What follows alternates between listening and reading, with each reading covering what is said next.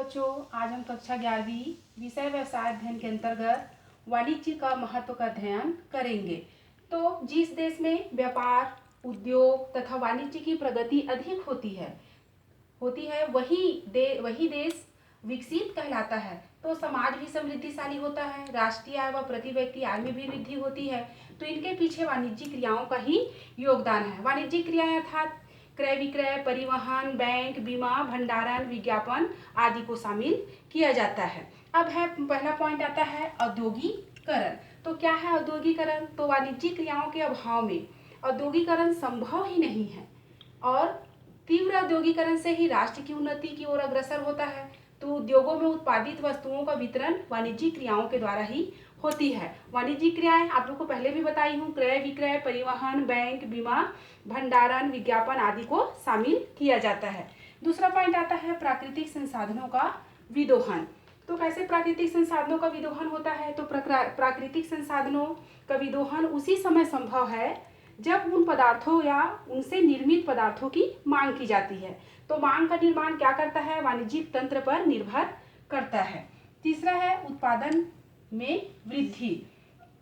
तो पहले आवश्यकतानुसार उत्पादन किया जाता था, क्योंकि अधिक उत्पादन से क्या हो जाता था? मूल्य गिर जाता था, तो उत्पादक को हानि भी होती थी, तो वस्तुएं बेकार भी हो जाती थी। तो अब वाणिज्य के विकास के कारण वस्तुएं अन्य स्थानों को विक्रय के लिए भेज दिया जाता है, अतः उत्पादक उत्पादन में लगातार वृद्धि कर रहे हैं।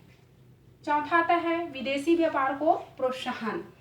तो वाणिज्य में विकास के कारण विदेशी व्यापार को भी प्रोत्साहन मिला है तथा विदेशी व्यापार में वृद्धि होती जा रही है। इससे क्या होता है? सभी राष्ट्रों को भी लाभ होता है।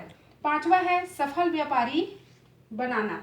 तो वाणिज्य की शिक्षा प्रदान कर नव युवकों को सफल व्यापारी व सफल व्यवसायी बनाया जा सकता है। तो वाणिज्य शिक्षा से जैसे उनमें आत्मनिर्भर, जोखिम वहन करने की क्षमता तथा योग्यता उत्पन्न होती है।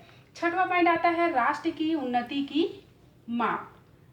तो किसी भी राष्ट्र की उन्नति की माप उस देश के व्यापार और उद्योगों की उन्नति से आंकी जाती है।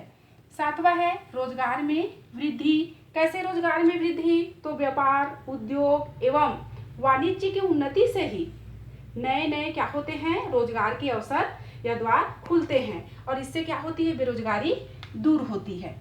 आठवां है आर्थिक समस्याओं का ज्ञान। तो वाणिज्य के अंतर्गत आर्थिक समस्याओं का क्या होता है? ज्ञान होता है। तो आज कौन सा युग है? आज का युग प्रतिस्पर्धा का युग है।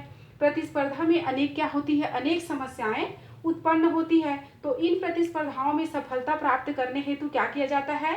शिक्षित, प्रशिक्षित, प्रबंध, क्षमता एवं प्रसार के लिए वाणिज्य शिक्षा की आवश्यकता होती है। नौवां है दुर्लभ वस्तुओं का उपभोग।